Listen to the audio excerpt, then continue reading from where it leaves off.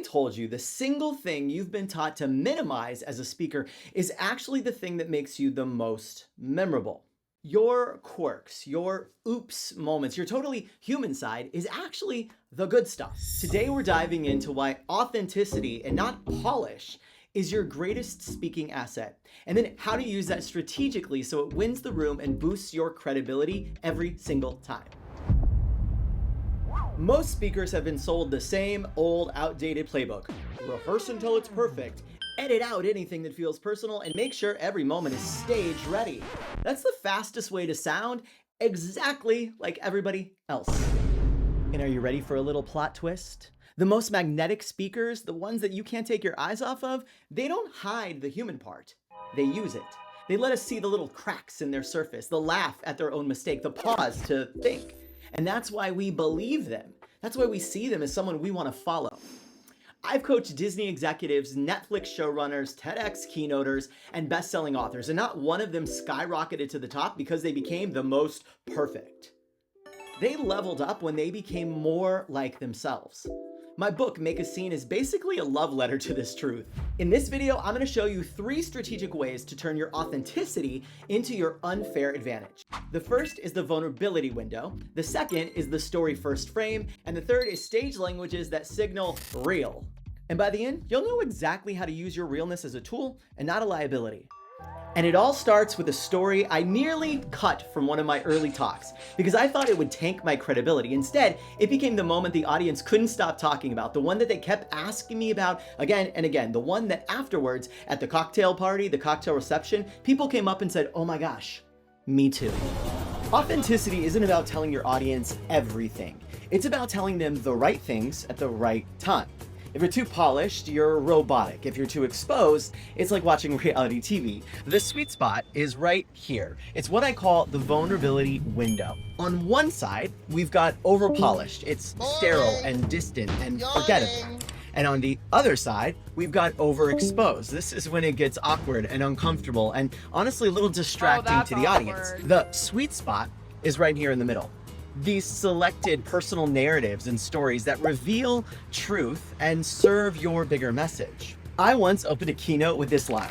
Before I got here today, I was secretly hoping I'd twist my ankle, fall down into a ditch so I wouldn't have to go through with giving this talk to you. Was it risky? Sure, yeah, it was. But did people lean in?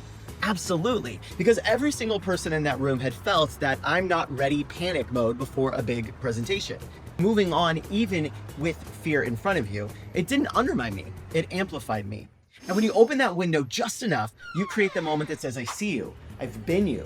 And that's when your audience stops being just a group of people out in the audience and starts to be a room full of co-conspirators. But authenticity isn't just in the content you share. It's also baked into the structure of how you share it.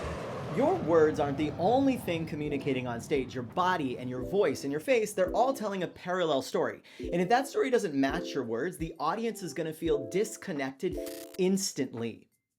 With your voice, try to keep natural rhythms. Let a real laugh live in the space. Don't sand down every This lets them know you're thinking and you're not just reciting something as if you're reading a teleprompter in front of your face.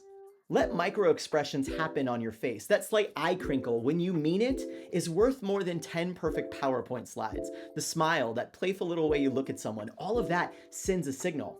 With your body, swap choreographed gestures for natural ones. Purposeful stillness can be just as powerful as movement. I once had a TEDx client whose talk was so over-rehearsed that even the pauses felt rehearsed. So before they got on that big red circle, we stripped out 30% of the planned gestures another public speaking coach had given him and gave him permission to look around the room instead of at the red dot, instead of with one person. And that was the key. It told him to mess up every once in a while in rehearsal, to have a little fun. And the result was he didn't lose authenticity, he gained loyalty. When your delivery feels lived in, the audience doesn't just believe what you're saying, they believe you. So let's bring this home, because your authenticity isn't just a feel-good concept, it is a strategic advantage. Too many speakers lead with their highlight reel, their LinkedIn bio in a spoken form. But the reality is audiences don't want to connect to your resume, they connect to moments. So instead of, "Hi, I'm so-and-so and I've worked with X company and done Y thing," think about starting with a scene. It's that moment that you almost quit. It's the first big win that felt like absolute magic.